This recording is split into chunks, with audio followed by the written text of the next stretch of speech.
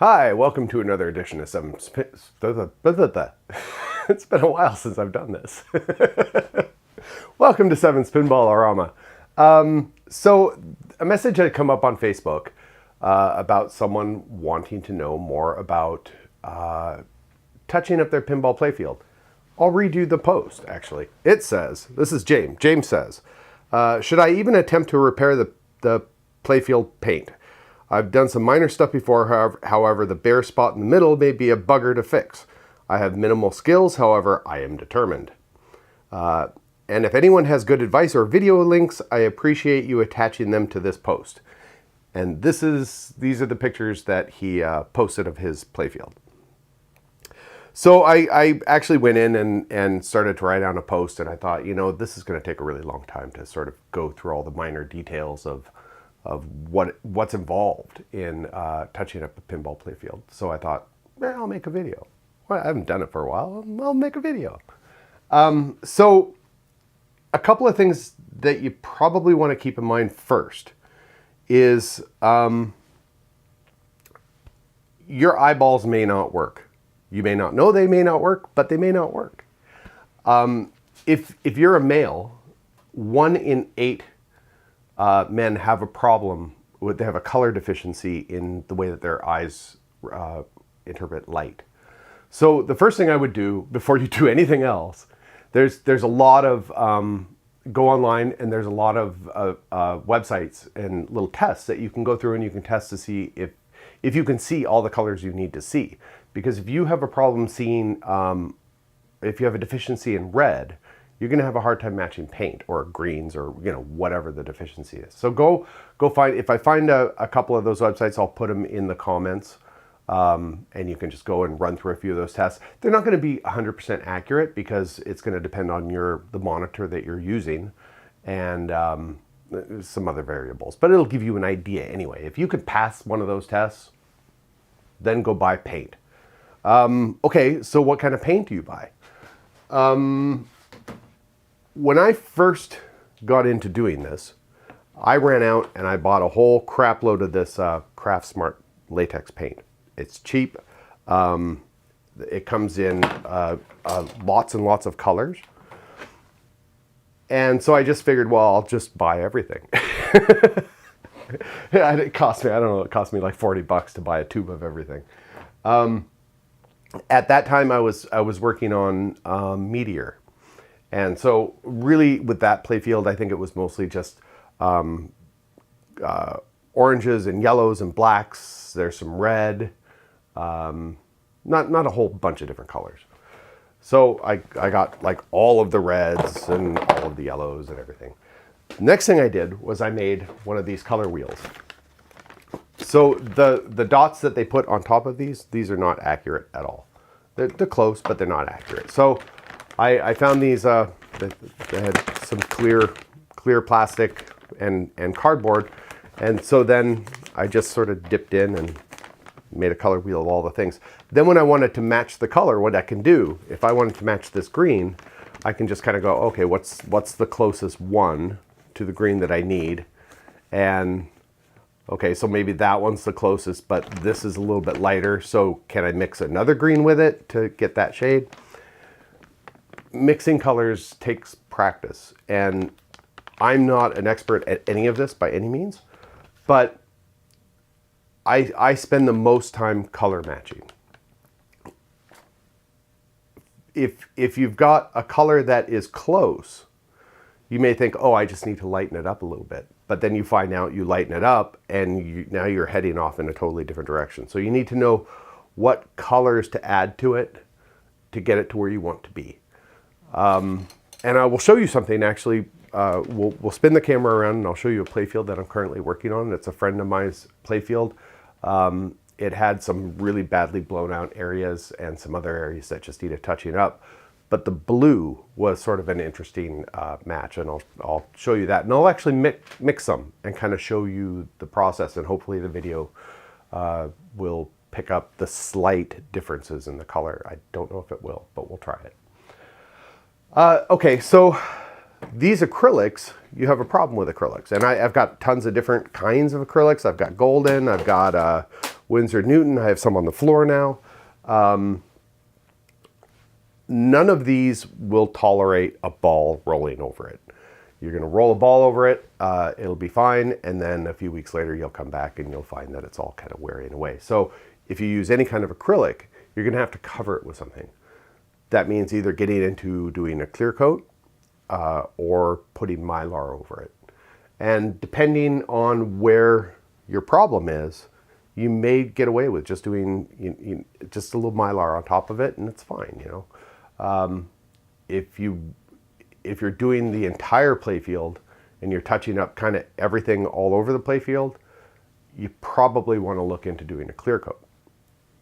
Now, clear coats, there's another problem. What clear do you do? I've had really good luck with the Varathane diamond coat. I've done a few playfields with that. It works beautifully. I'm going to actually be doing another video with my friend's playfield. We're going to do a Varathane on that. I've done a test. It works fine. So I'll do a video showing you how to put down the Varathane clear coat. Nice thing about the Varathane is if it's an older EM or one of the old solid state machines, the Varathane clear is a little softer. And so your ball isn't going to fly around like it would, say, on like a brand new pinball machine with the really hard automotive clear coats. So your play will be a little bit different if you put down one of the really, really hard automotive clears.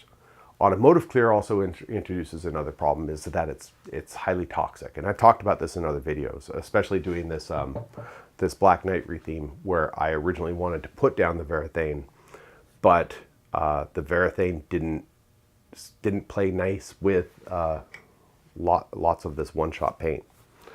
And it just came up. It wouldn't stick very well in the large amounts that I was working with.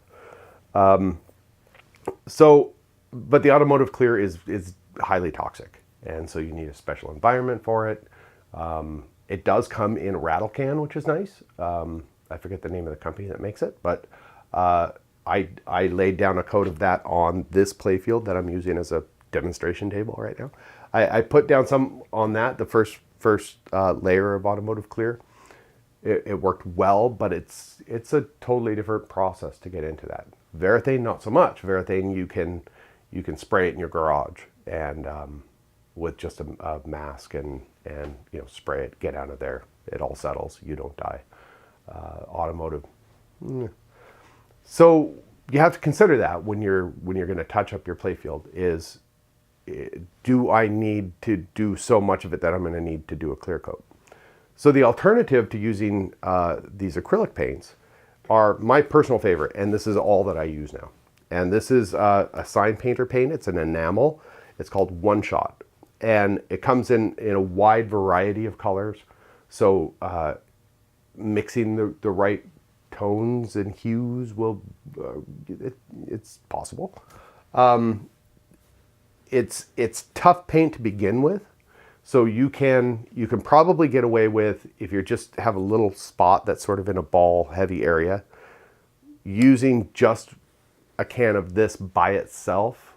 It's probably, once it's cured and dried, it's probably going to be as tough, if not a little bit tougher, than the original paint that they put down on the playfield. They also have a hardener that you can buy, and I think it's like 5% of hardener to the paint that you're adding. I work in small drops of paint usually when I'm doing touch-ups, so it's just a couple of drops of this and then I'll add a drop of this. The hardener, it will cure the paint quicker, and when it's cured, it's tough. Like, it's hard to make a dent with a fingernail. I have a Big Guns that had a section that with a line of ball wear, and I only touched it up with this and the hardener. I didn't put a clear coat on top of it. It's had hundreds and hundreds of plays. That ball has blown over this area tons and tons of times. It looks exactly like the day that I put it down.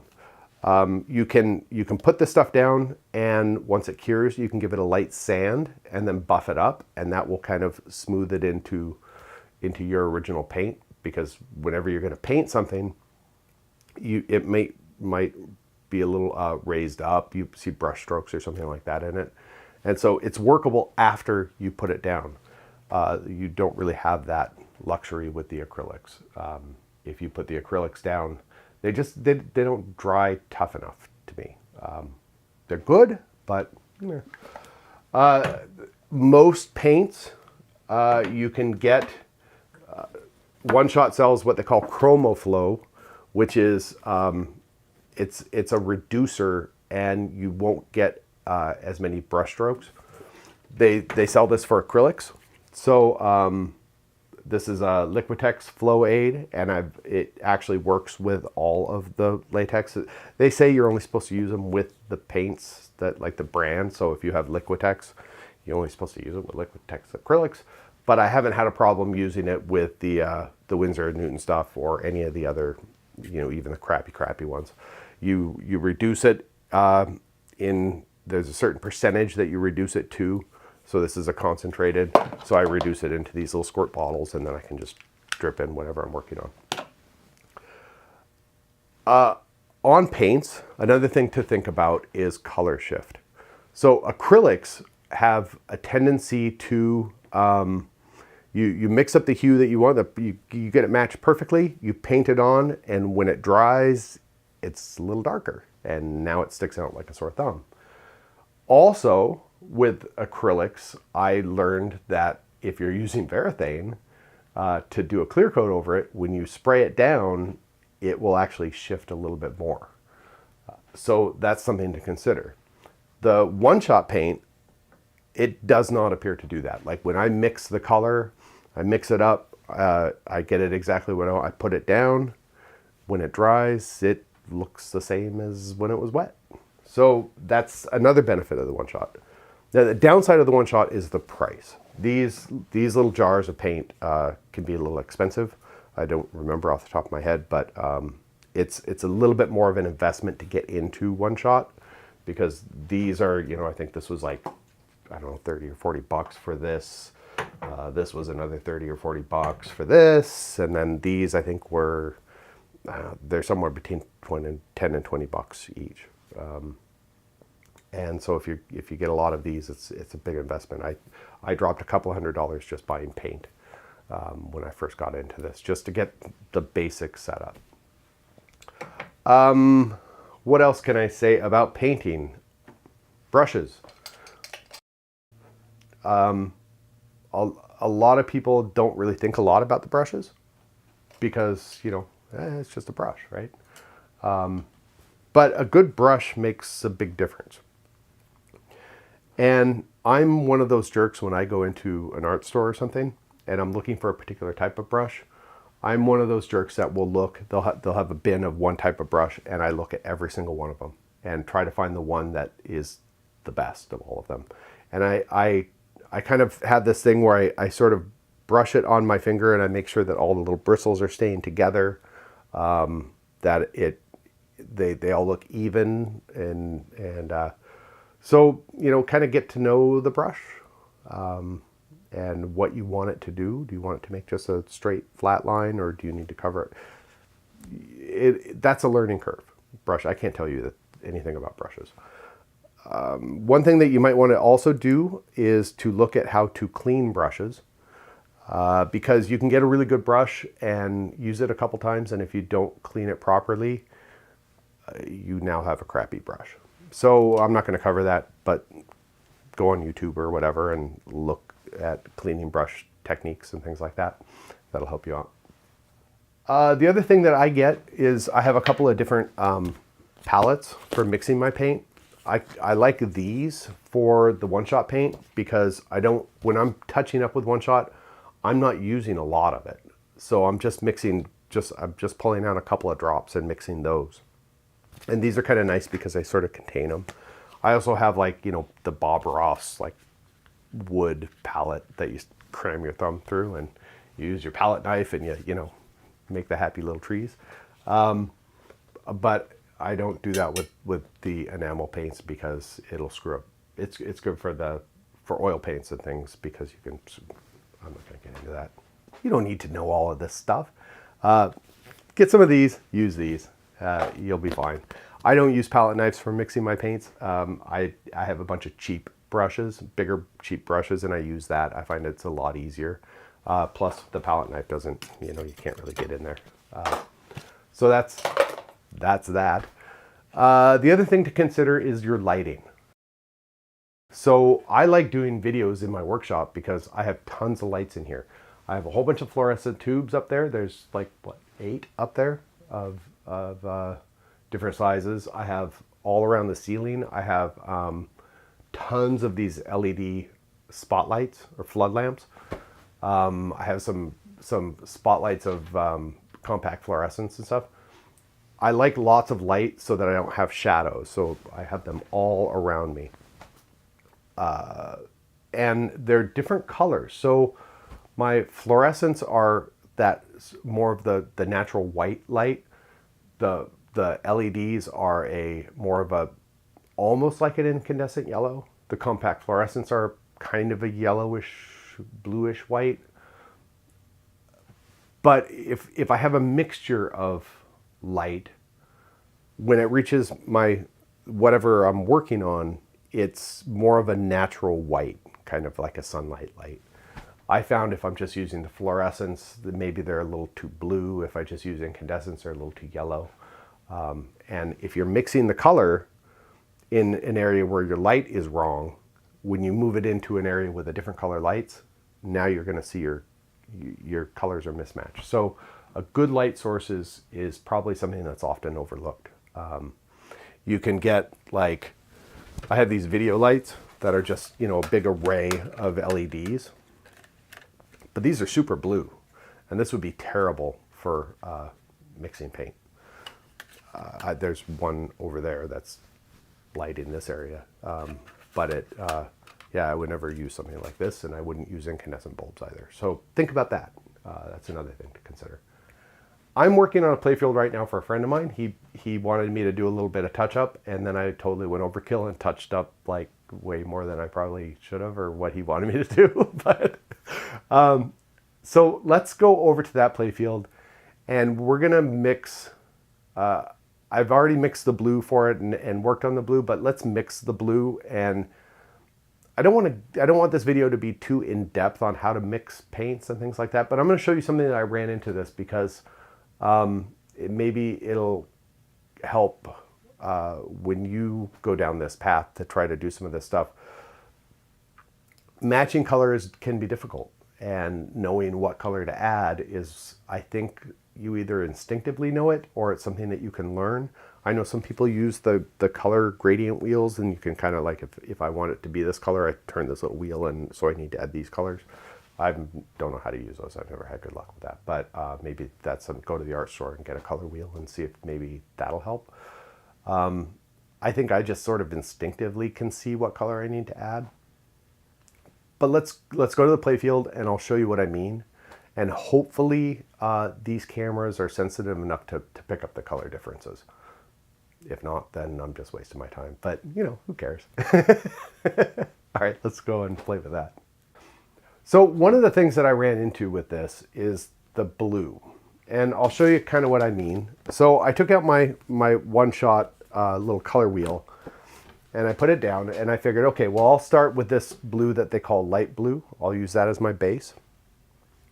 And then I'll add, they have this lighter blue called Peacock. I'll add some of that, and that should get me pretty close.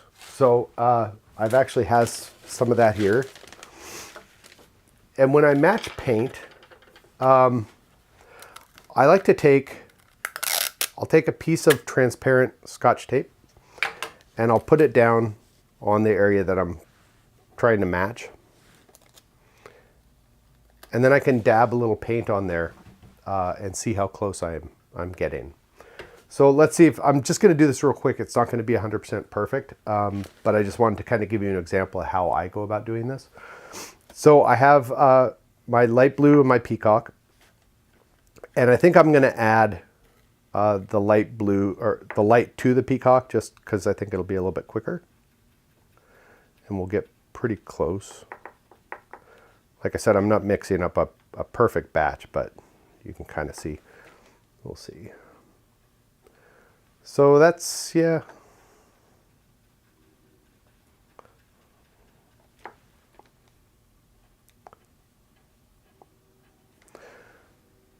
A little bit more dark.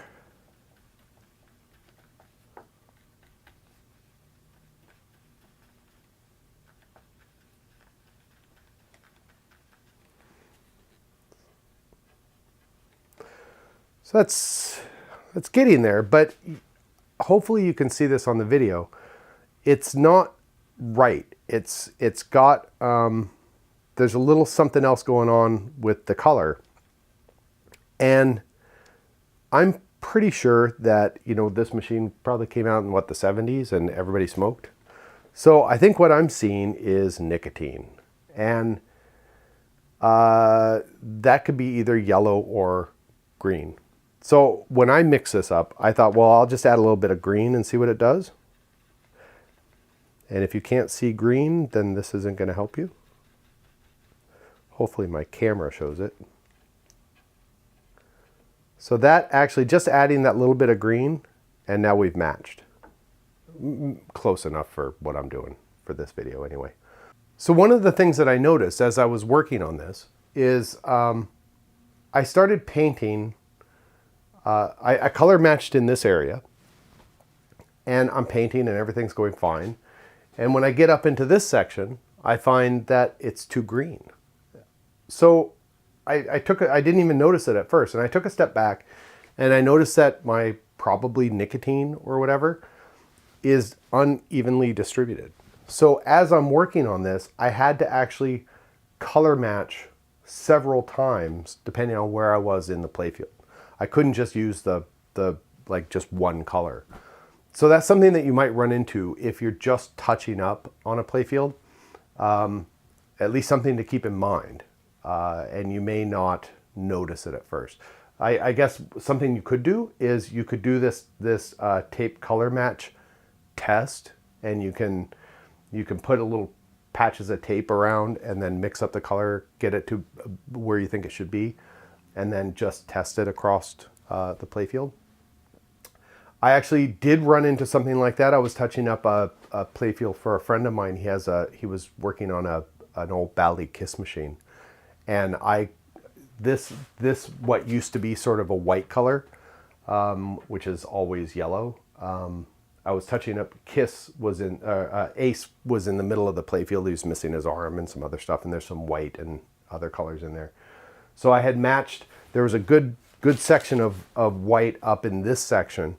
I had color matched up there, and then when I went down to paint on Ace's body or his suit or whatever it was a little too white because the rest of the white in the area was slightly different shade. So keep that in mind when you're doing this. Do it in several places. I've done this a bunch of times and I still forget. So that's something that I ran into. I like using the tape method because you could just like paint a little bit onto the playfield and wipe it up. If you're using acrylics, then you paint on the playfield, you wait for it to dry, and then how do you get it off there? You have to kind of, so if you're scrubbing it, you could be taking off even more paint of the original paint. And usually this doesn't damage the paint. You just pull it up and it's good. Although it looks like maybe I spoke too soon. Oh, well, I'll just color in. Or, yep, there we go. Fixed. Yeah, so that's, I guess I have nothing more to say on that. I just wanted to show you the color shift because I thought it was sort of an interesting problem that you'll run across. Anyway, that's my video. That's Caleb's Sure Shot. Oh, here's what it looked like before when I started it. Most of it is just the center part that I'm working on. But okay, so that's the video. If you like the video, subscribe. If you don't like the video, subscribe. Leave comments or don't leave comments, or yeah, I don't know. Do what you want to do. It's your life. All right, till next time. A funny story is that my father had a deficiency. He couldn't see green, and he had problems with browns. And when I was a kid, I was always in charge of matching socks, because for some stupid reason he bought like black socks and brown socks, but he couldn't tell the two apart. And I was like, dude, why are you buying brown socks if you can't see brown? He's, well, I like the color. Like, okay. That was my dad.